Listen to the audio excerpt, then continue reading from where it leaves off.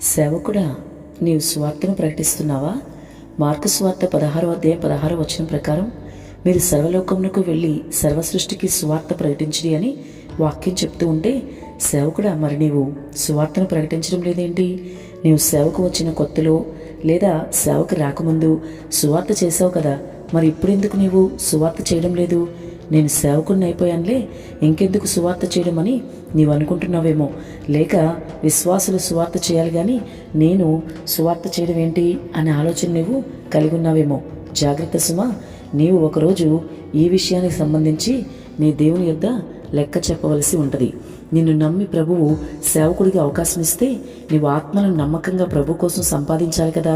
మరి నీవు ఈ సువార్త విషయంలో ఎందుకంత నిర్లక్ష్యం చేస్తున్నావు? సువార్త ప్రకటించడం అనేది ప్రతి సేవకుడి, ప్రతి విశ్వాసి బాధ్యత అని నీవు గుర్తిరిగి ఇప్పటికైనా సువార్త ప్రకటించడం ప్రారంభించు.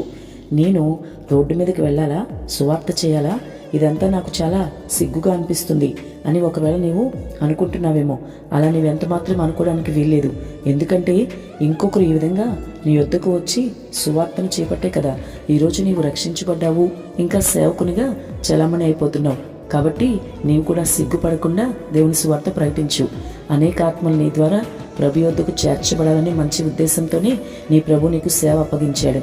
ఆయన స్వరక్తం ఇచ్చి కొన్న సంఘాన్ని నీకు అప్పగించాడు కనుక నువ్వు కష్టపడి పనిచేయి. అనేకులను అగ్ని నుండి లాగినట్లు నీవు లాగివేయగలగాలి. సువార్త చేయుటకు నీవు సిగ్గుపడితే రేపు దేవదూతల ఎదుట నీ ప్రభు కూడా నీ విషయంలో సిగ్గుపడతాడు. అప్పుడు నీ పరిస్థితి ఏంటి ఆలోచించు ఒకసారి. కాబట్టి ఇప్పటి వరకు నీవు సువార్త ప్రకటించకుండా, సేవకుడు అయినా సరే ఆత్మల భారం లేకుండా నీ సొంత పనులే చేసుకున్నా, ఇక మీదటైనా నీవు మారు, నీలో మార్పు తెచ్చుకుని జీవించు. ఇక ఆలస్యం చేయక వెంటనే సువార్తను ప్రకటించడం ప్రారంభించు. ఇంకా అనేక ఆత్మలను ప్రభు కోసం పట్టుకో. నమ్మకంగా ప్రభు కోసం పనిచేయి. ప్రభువు నీ పట్ల బలా నమ్మకమైన మంచి దాసుడా అని అనేలాగా నీవు నమ్మకంగా పనిచేయి. ఇక ఆలస్యం చేయక వెంటనే సువార్త ప్రకటించడం ప్రారంభించు. ఆమేన్.